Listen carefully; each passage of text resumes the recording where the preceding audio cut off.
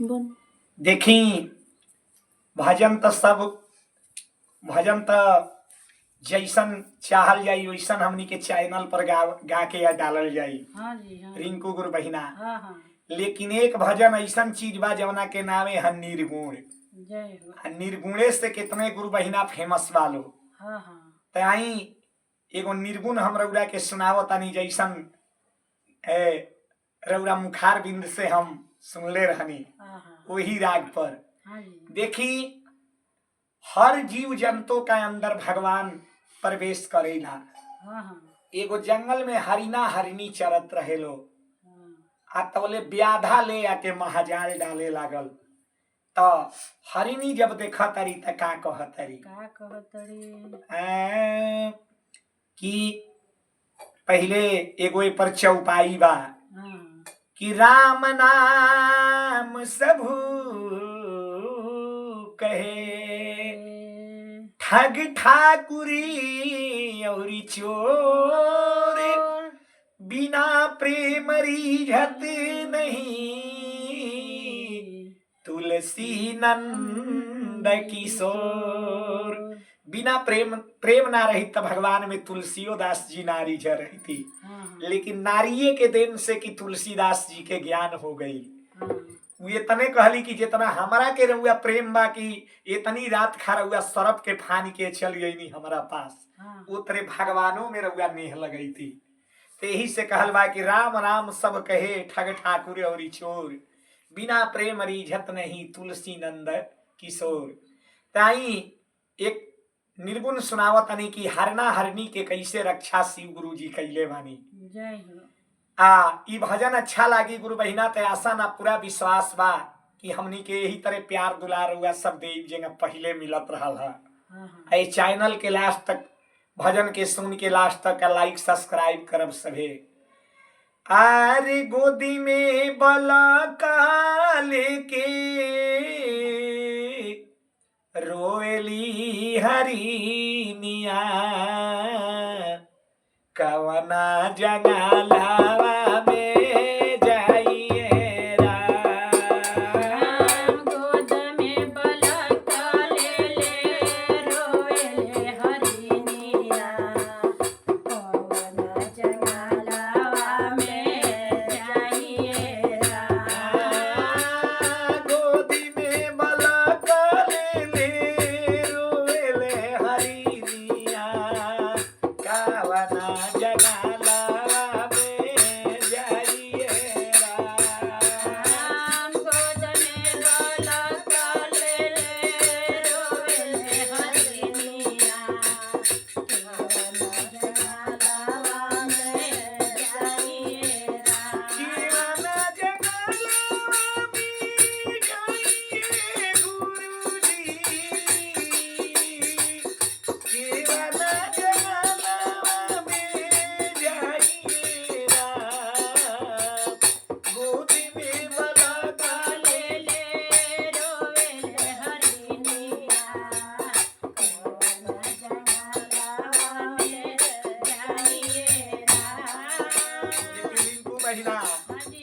ऐसे गवनी है कि जहाँ तक ले चैनल राउर जाई बड़ बुजुर्ग चाचा बाबा भी सुन सकेला लोग कि हाँ ये भजन में का राज बा। यही से कुछ धार्मिको चीज डाले के हरना हरानी करला जंगला में ब्याधा लगावे महाजली नहीं हरानी हो करले जंगला में ब्याधा लगे महाजल हरना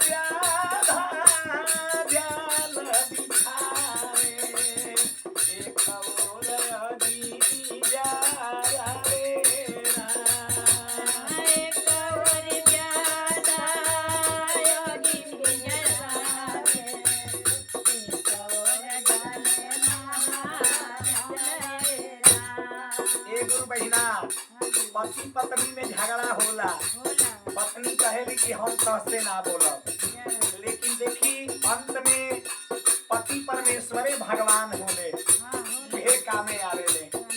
हरिणी जब देखली कि ता हमारा हरना के जान चल जाई, त देखी भइल का दूधिया फानी के हरणी निकली गई, हरना पड़ेला महाजलिएरा।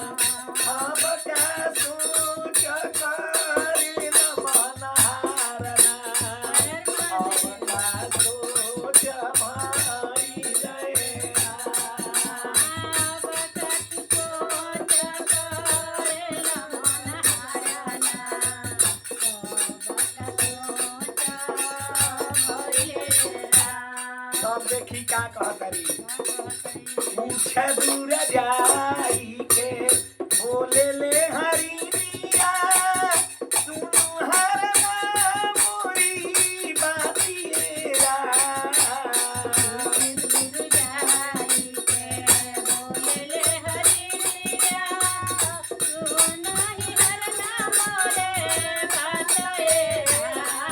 देखी निर्गुण में का गुण बा, पवन महाराज के आसन भी डोल गई। पूछे दूर जाई के बोले ले हरिया, सुनु हरना मोरी बातिएरा।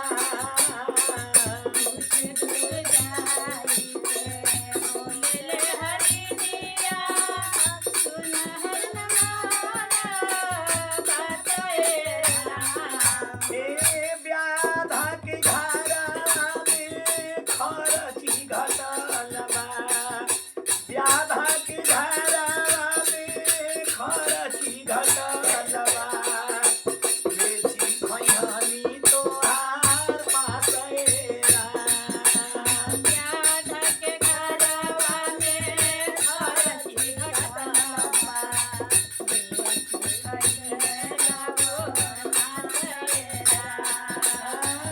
गोदी में बताता देके रोएली हरिनिया, ताना जंगला में जाइएरा।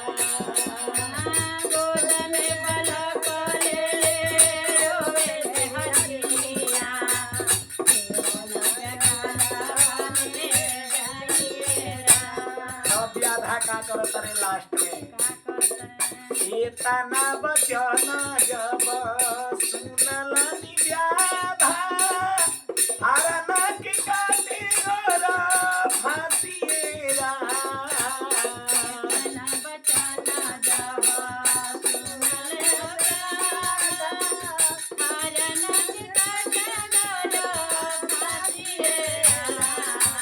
शंकर भगवान यो व्याधा के हृदय में प्रवेश कर गईले, हे व्याधा छोड़ द जान, आ न त एले दुर्दासा तोहरो। एतना वचन जब सुनलनि व्याधा, हरना के काटे गोरा फांसिएरा।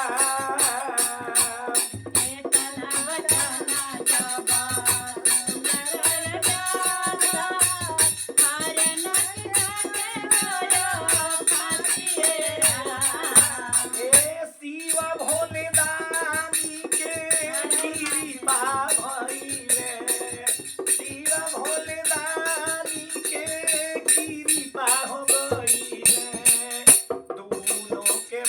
गइल सूरा धामेरा राम शिव जिंदगानी के गिरसा भइले बनल चारो धामेरा बोल दी सच्चा दरबार की जय शंकर भगवान की जय